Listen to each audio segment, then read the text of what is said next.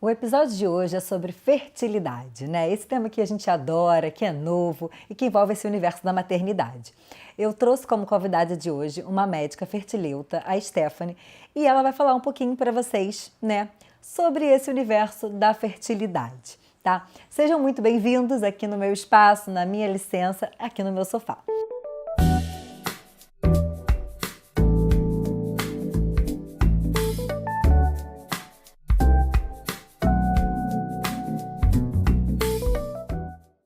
Stephanie, muito obrigada por você ter aceitado esse convite. Eu queria que você se apresentasse para as pessoas, né? Falar um pouquinho da sua formação e como você veio parar aqui nesse mundo da fertilidade. Obrigada, Pri, pelo convite. Fico muito agradecida. A fertilidade, ela, assim, sempre me emocionou, a questão do positivo, daquela expectativa de você formar uma família. E aí eu já entrei na medicina querendo ginecologia e obstetrícia. E aí, na residência, passando pela fertilidade, eu falei, nossa, é aqui que eu vou ficar. Certeza. Certeza. E aí eu formei aqui no Rio mesmo, na UFRJ, fiz minha especialização também de GO na UFRJ. E depois fiz a pós-graduação na área de fertilidade, né, de alta complexidade, pela Rede Lara, que é a rede latino-americana de reprodução humana. Hoje em dia eu tô na Fertiprax, que é um dos centros de referência aqui no Rio de Janeiro, aqui na Barra da Tijuca, e também tem uma filial em Ipanema. Legal, muito legal. Então vamos lá, que esse assunto interessa muita gente, né? Eu adoro. Por que as mulheres, né, hoje em dia estão enfrentando tantos problemas de fertilidade, né? O que assim você vê mais, né, na prática? Você vê que isso aumentou, né? Com certeza. Assim, a procura por fertileutas, ela com certeza é uma realidade.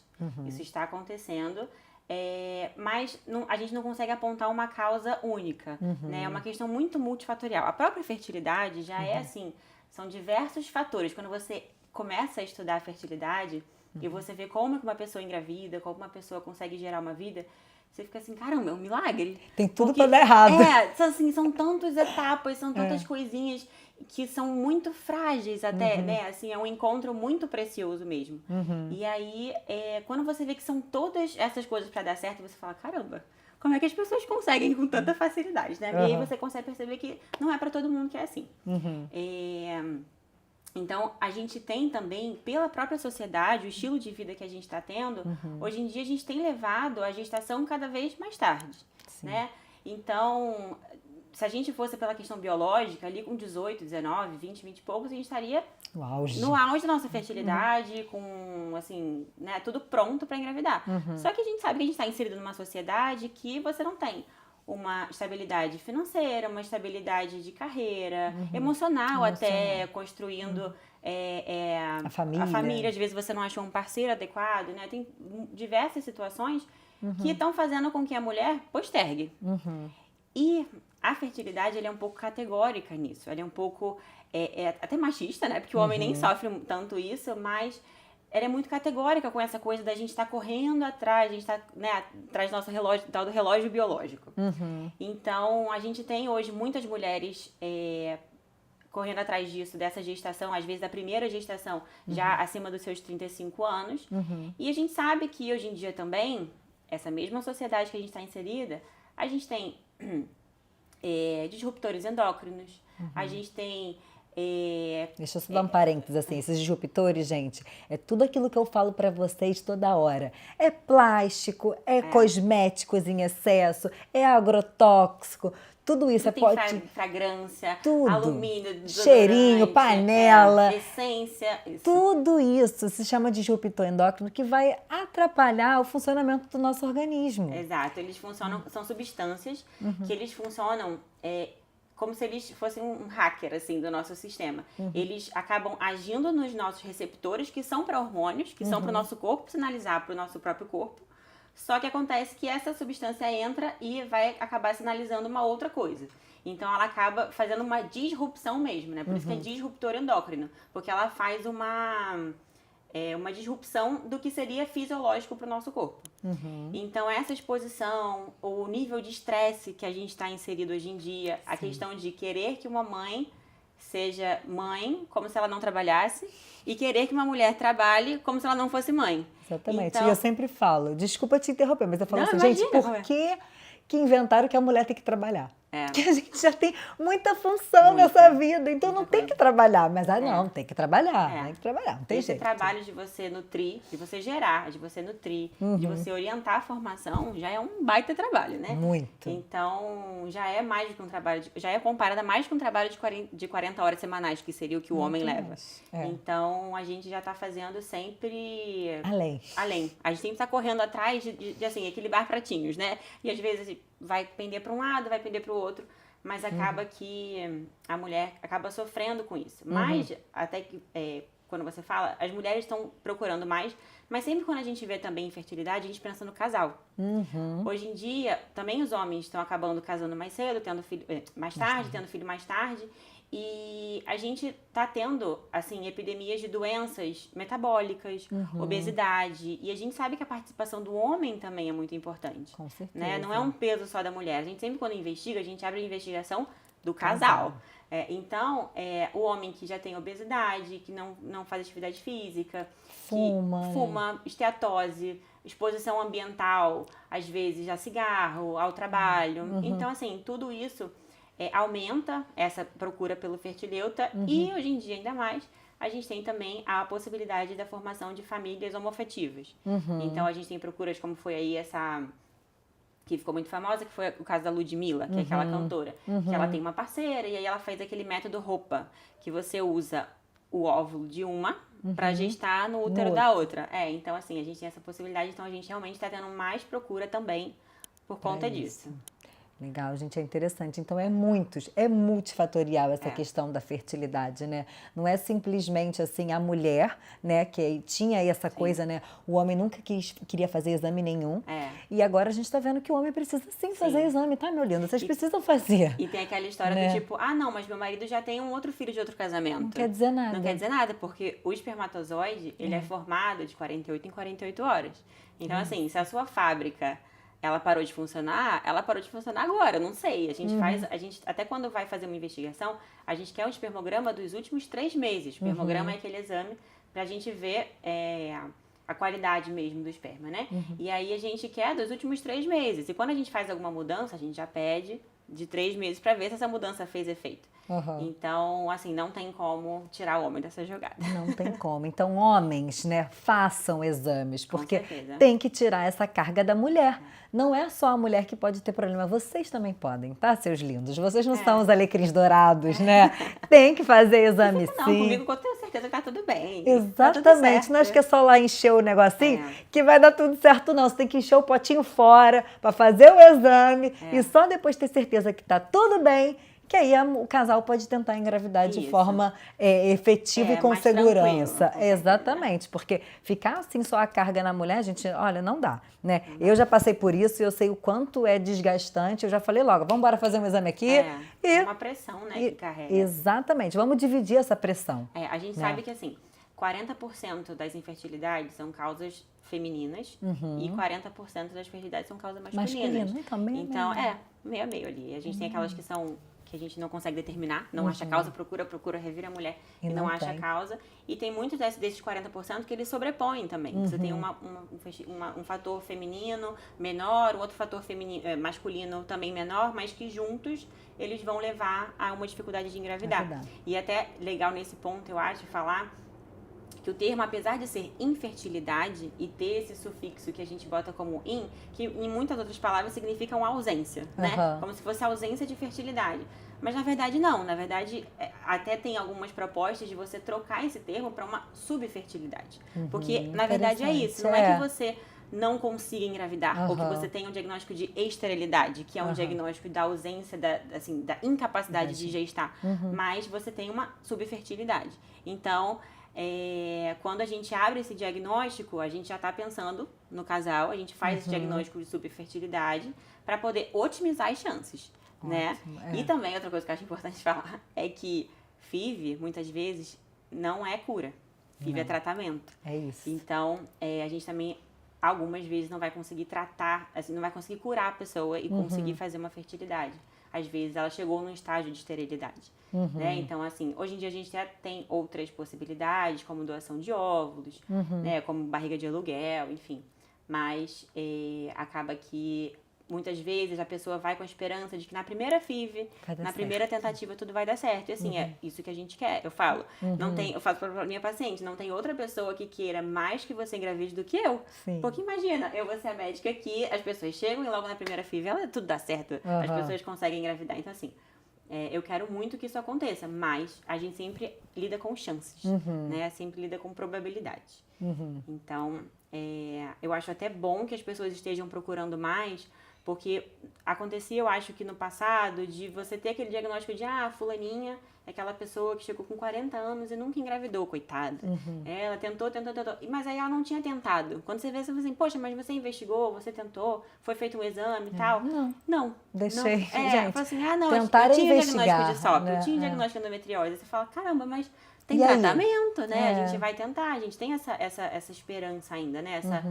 Essa chance de que as coisas vão dar certo. E se não der na primeira, a gente tenta a segunda, tenta a terceira, a gente vai tentando. Vai tentando. O objetivo é isso, é você, né, ter às vezes um diagnóstico ou não. Sim. E procurar ajuda, porque eu sempre falo, né, Esther, eu já falei até com você, antes da gente tentar engravidar, eu acho que vale a pena a gente fazer um check-up, né? Tanto da mulher quanto do homem, para justamente tirar esse peso, né? E se tiver alguma coisa, a gente já fazer os ajustes, já intervir logo para que esse processo aconteça mais rápido. Porque é aquilo, a galera tá procurando engravidar mais tarde. Então, o tic-tac, tudo rapidinho, não temos tempo. A gente quer engravidar o quê? Para ontem, né? Não dá para acelerar aquela forma de forma regressiva. E eu acho que até entra nessa sociedade que a gente tá, no momento que a gente decide engravidar, também a gente não tem muito mais tempo para esperar. A gente, poxa, a gente ficou postergando, mas agora eu preciso, porque a minha licença da maternidade, porque meu trabalho, porque eu tenho que voltar para minha carreira, porque a gente tem outros sonhos, tem que viajar, então assim, quando quer, ela, olha, eu tenho esse ano pra engravidar. E aí você tem que correr atrás de fazer, virar lá da avesso. E é engraçado que as pessoas chegam mesmo assim com essa ideia, né? Olha, doutora, eu tenho que engravidar esse ano, tá bom? Como se fosse assim, mágica. Vamos lá, pim, vamos fazer.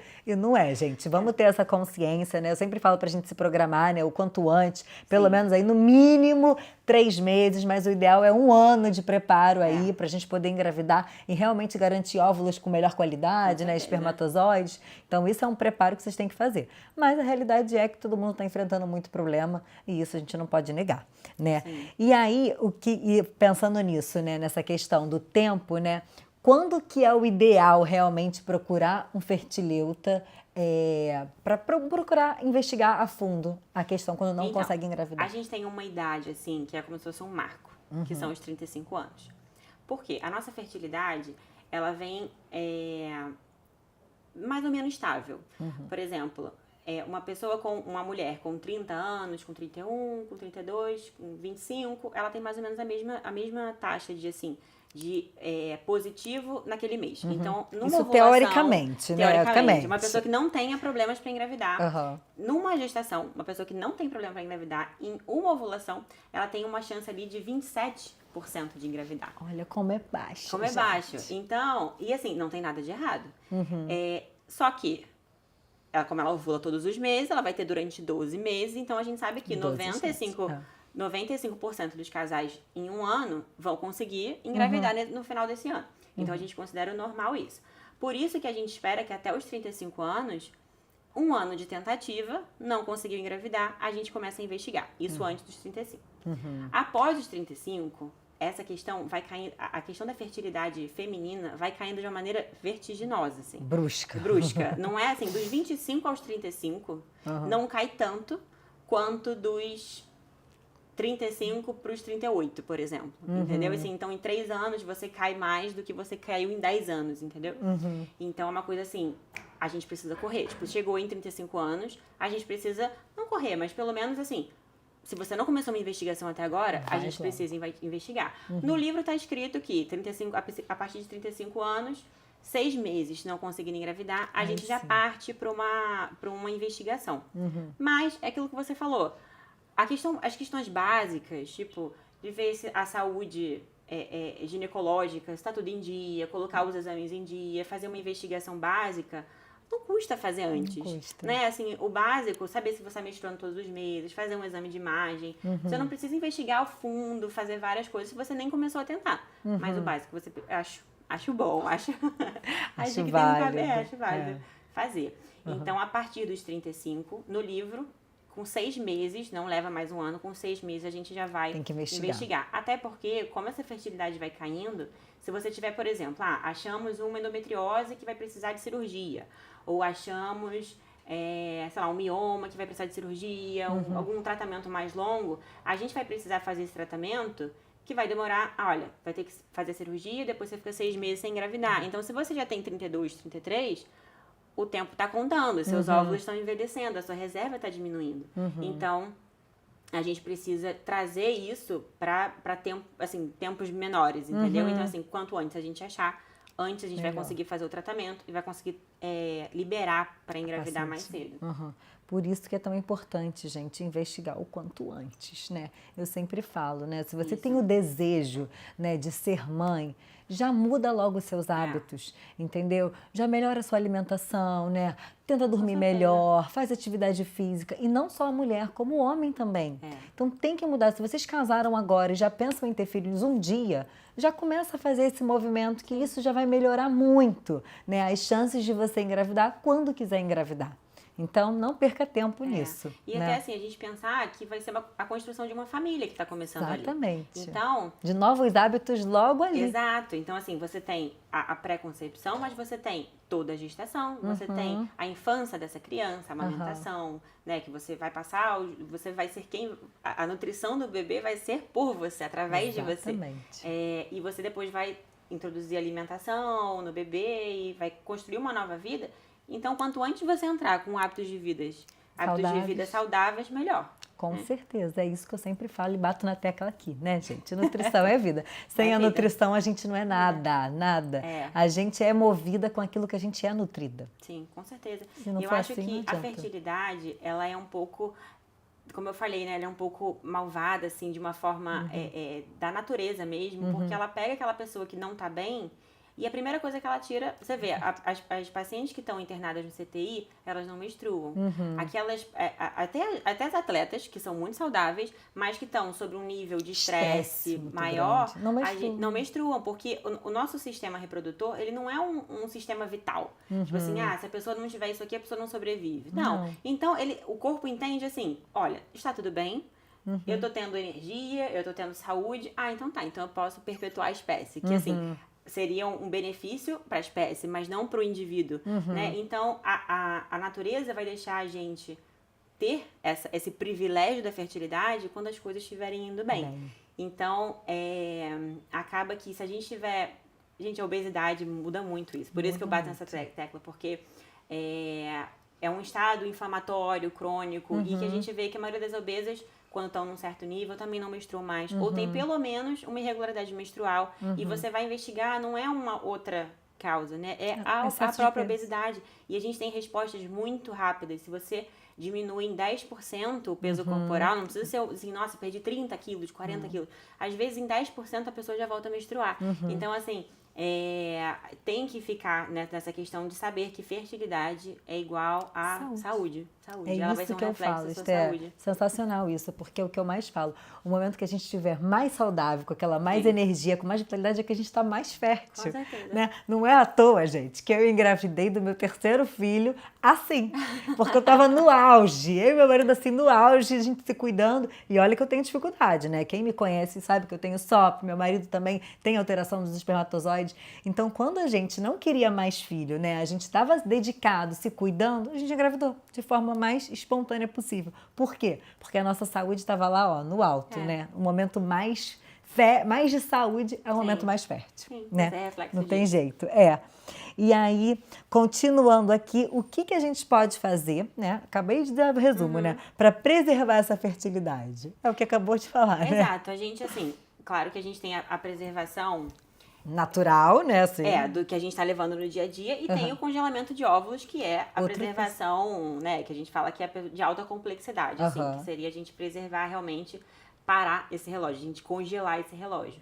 Então, existe essa possibilidade, mas assim, naturalmente, como você falou, a gente é um casal que a gente já sabe que quer ter filho, ou então ainda sou uma mulher solteira, mas eu penso em engravidar em algum momento. A gente sabe que vai ser reflexo daquela saúde. Então, a gente não consegue viver numa bolha e ficar sem os disruptores endócrinos, ficar sem os nossos xenoestrogênios e tudo mais. Agora, a gente consegue saber quando que você precisa entrar em contato com aquilo ou não. Você realmente precisa daquela fragrância em tudo quanto é coisa sua. Você precisa realmente comer aquela fine que tem um monte de corante. Assim, você vai ter contato com plástico, vai ter contato com corante, mas você tentar reduzir, né? Agrotóxico também. A gente sabe que hoje em dia a gente está recebendo uma quantidade absurda. Então, se você puder priorizar alimentos Alguma orgânicos. coisa, né? Orgânica, pelo Exato. menos, né? Pelo menos assim, alimentos que a gente sabe que tem uma carga maior de agrotóxicos, tipo morango, tipo tomate. A gente sabe que, né, tem alguns alimentos que realmente recebem, mas porque eles são mais perecíveis, né? Então, se a gente puder priorizar, né? Hoje em dia a gente tem, muitas vezes, na própria... chega no hortifruti, aí você tem a fruta, e aí você tem também a mesma fruta, só que já cortadinha num pote de plástico. Aí você fala, você precisa dessa cortadinha? Assim, claro, numa emergência, numa vez ou outra, mas é uma exposição que também você não vai... Aquele potinho de plástico que geralmente eles vendem, não é o pote de plástico que a gente vai comprar, que não tem BPA, não tem bisfenol, não tem isso aqui. A gente tem esse cuidado na nossa casa, mas fora de casa a gente não tem muito isso. E são detalhes, né, Esté? É esses detalhes, eu acho que você está falando, que isso realmente eu nunca tinha me atentado, né? Porque a pessoa vai e pega o potinho da fruta já cortada, achando que tá super saudável. Sim. E assim, a natureza já bota uma casca pra gente. Uma coisa assim, já é uma embalagem, entendeu? Exatamente. Então, assim, é uma embalagem compatível também com o nosso organismo. E aí a gente vai trocar isso por plástico muitas vezes. Então, são coisas que a gente vai tentar fazer escolhas no dia a dia. Não tem jeito. E assim, a fertilidade feminina, ela é, como eu falei, o único momento em que o ovário, ele é fábrica, é quando a gente está na barriga da nossa mãe. Quando as mulheres, né, as meninas, estão dentro do útero. Então, naquele momento ali, na formação, o ovário, sim, ele é uma fábrica. E aí ele vai formar aqueles óvulozinhos, formou. A partir daí, ela é estoque. Ela é reserva, ele é nosso armazém dos óvulos. Então, a gente vai carregar isso a nossa vida toda. Então, tudo que a gente tiver exposto, os nossos ovários vão estar expostos. Vão sentir. Então, vão sentir, vão absorver. Então, é um cuidado contínuo, sabe? É um cuidado com a sua saúde em geral. E desde o nascimento, né, Esté? Lembrando isso, você tem que cuidar da saúde dos seus filhos pensando na reserva deles. Sim, com certeza. Desde o nascimento, é isso que ela falou. Não vai produzir mais. Não vai. O que está produzido, está feito. Da mulher, né? O homem não. O homem, ele tem essa questão de que em 90 dias formou tudo de novo. Porque o testículo, ele acaba sendo fábrica sempre. Só que de 90 em 90 dias, você tem aquele estoque pelos 90 dias. Mas 90 dias, ele vai acabar renovando tudo. Então, você tem aí um benefício, né, de ser homem. Mas a carga genética do que está ali, você também vai ter esse tempo que está ali, entendeu? Essa exposição também. Então, não é como se o homem tivesse livre de tudo. Ele tem ali, no máximo, pelo menos... Poxa, você não pode ficar uns 3 meses, pelo menos, fazendo uma boa orientação para poder gestar melhor, para poder... A gente sabe, hoje em dia, tem um termo que chama epigenética, né? Que é um termo que ele fala como que o nosso estilo de vida, como que as nossas escolhas, elas vão influenciar a nossa genética. Então, por exemplo, eu carrego o gene da minha mãe, do meu pai, que foram hipertensos. Mas, a partir do como eu me alimento, como eu Hábitos como de eu vida. faço, se eu faço atividade física, eu não faço... Esse gene vai ser expresso Ou silenciado. ou vai ser silenciado. Então, assim, a gente sabe que a epigenética muda muito. Então, a epigenética, da mesma forma, vai agir no marido, vai agir no filho. Então, a gente precisa desse cuidado sempre. Não tem jeito. E você falou de congelamento de óvulos, né? Que a mulher pode fazer também. Mas os homens também podem congelar os espermatozoides? Pode ter congelamento de sêmen, sim. A gente faz... E é comum? Não é muito comum acontecer, mas tem algumas situações em que, por exemplo, foi diagnosticado um câncer e aí vai precisar retirar esse testículo, ou então o homem vai passar por algum outro quimioterapia, que a gente sabe que vai ser tóxico pro testículo. Então, a gente faz, e é muito simples, é muito mais fácil do que fazer.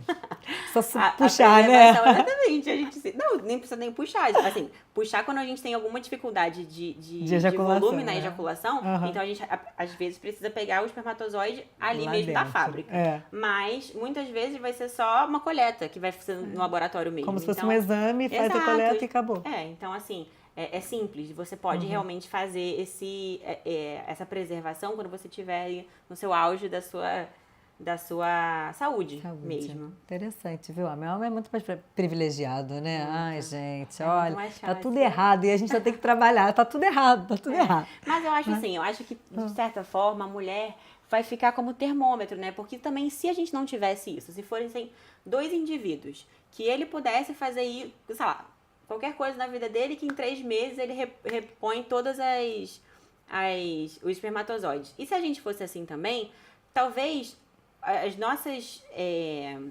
as próximas gerações, né, fossem sofrer muito. Com certeza. Porque, caramba, se eu posso levar minha vida, minha saúde do jeito que eu quiser, e ele pode também, e a gente vai fazer filhos baseado nisso, daqui a pouco a gente tá, assim, prejudicando a nossa espécie, verdade. né? Então, assim, acaba que a gente sofre, mas a é gente uma acaba sendo um regulação, termômetro, né? A gente acaba sendo uma base ali, pelo menos, do que a gente precisa. É verdade, seguir. faz sentido, né? Mas aí a carga ficou pra gente, né? Isso, como tudo, né? Ficou pra gente. E assim, pra gente finalizar, né? Que se deixar a gente vai falar o dia inteiro sobre fertilidade, eu adoro. gente. Como as mulheres, né? Como a gente pode ajudar as mulheres no emocional, né, nesse processo de... Nem vou falar mais infertilidade, eu gostei da palavra de subfertilidade. Eu acho que tem que mudar logo, gente, pra ontem. Porque infertilidade já gera negação, né? certeza. Já tem o não. Uma carga negativa, né? Exatamente. Então vamos mudar. Então como a gente melhorar essa subfertilidade, né, o emocional desses casais que estão enfrentando essa subfertilidade? Eu acho que o emocional, ele é super importante. A gente tem uma estrutura no cérebro, uma parte, que chama hipotálamo. O hipotálamo, ele é como se fosse o centro de comando, assim, do nosso cérebro. E aí ele consegue traduzir, ele recebe algumas informações de alguns outros lugares e ele consegue traduzir isso em hormônio. Então, a gente tem pro ovário o eixo que a gente chama de hipotálamo, hipófise, ovário. E a gente tem também o eixo hipotálamo, hipófise, adrenal, que vai ser a formação de cortisol. Né? Então, a gente tem a formação dos hormônios sexuais e do cortisol. Então, o hipotálamo, ele consegue, por exemplo, saber se a gente está fazendo um exercício muito intenso nessas ginastas, como eu falei, dei um exemplo, né? Que ela vai parar de ter a menstruação porque ela está passando por um estresse físico. Mulheres que entram em anorexia e estão muito magras, têm um percentual muito baixo. Ou então aquelas obesas que estão né, num sentido inflamatório geral do corpo, do organismo. Que também o hipotálamo fala, olha, não vou ativar esse eixo porque eu estou recebendo aqui informações disso. E da mesma forma a gente recebe, o hipotálamo recebe do sistema límbico, da amígdala cerebral também, que são partes que são muito sensoriais. Então, elas veem muito essa parte da emoção. E o hipotálamo vai traduzir isso em hormônio. Então, aquela mulher que está passando por um estresse crônico, aquela mulher que está passando uma ansiedade né? crônica, sabe? Essas questões, elas acabam influenciando muito nos hormônios. Então, realmente, não é uma questão de... fisiológico. É fisiológico. Não é uma questão do tipo, não... Se relaxar, existe uma engravida. questão, exatamente. Existe até... A gente evita falar isso porque a gente sabe que muitas vezes as mulheres vão ter um diagnóstico, né? Elas têm uma ansiedade crônica, elas têm uma depressão, elas têm transtornos disfóricos, enfim. E mentais ou transtornos físicos, né? A gente tem endometriose e tal. Então, a gente trazer tipo, não, olha, minha prima, minha sobrinha fez uma viagem com o marido, voltou da viagem e tava tudo bem, é só relaxar. Então, assim, tem que ter esse cuidado pra falar, porque muitas das vezes a pessoa não vai receber isso como uma...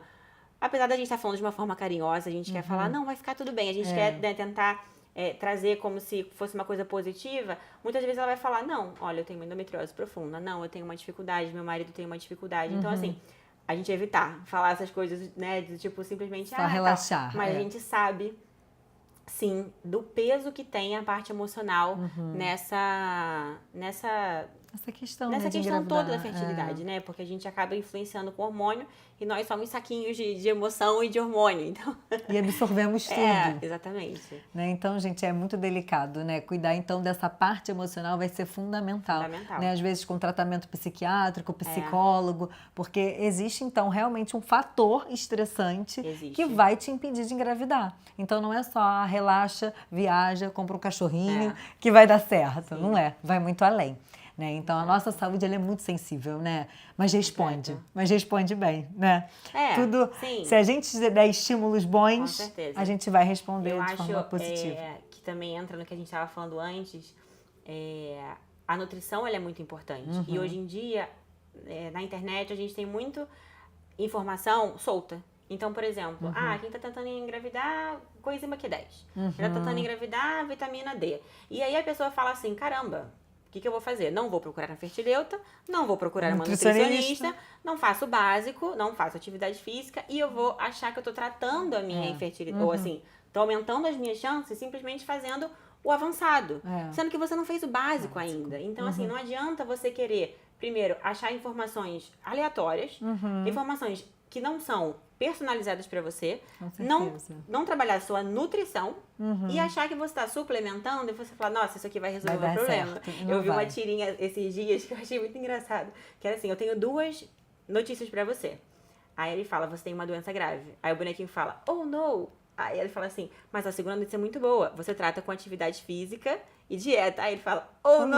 Porque assim, hoje em dia a gente acha que se for um remédio, se a gente tomar uma pílula de 12 em 12 horas, ou se a gente tiver, né, a gente vê muitas vezes mulheres com SOP, ou então mulheres com resistência insulínica, e antes de tentar o básico, você vai prescrever uma metformina. Porque a pessoa fala, e aí no guideline tá falando, olha, a gente vai tentar pelo menos 3 meses, realmente. E aí não dando, a gente passa pra segunda etapa. Mas as pessoas estão querendo coisas, a gente tá, né, querendo soluções rápidas, acelerar tudo. A gente recebe muitas informações, sim, muito mais do que a gente recebia antes. Então a gente tá querendo também resoluções muito rápidas e não dá o tempo do nosso organismo responder. Exatamente. A gente precisa fazer mais médico como a Esther, entendeu? Porque assim, os médicos realmente querem tacar remédio. Eu falo, não, vamos tratar a base, né? Não adianta enxugar gelo. Sim. É enxugar gelo, é tapar o sol com a peneira. Se você dá um medicamento sem tratar a base, não vai dar certo. Então é isso, gente. É isso. É fazer uma nutrição de verdade, é procurar profissionais comprometidos e sérios que realmente veem vocês como um ser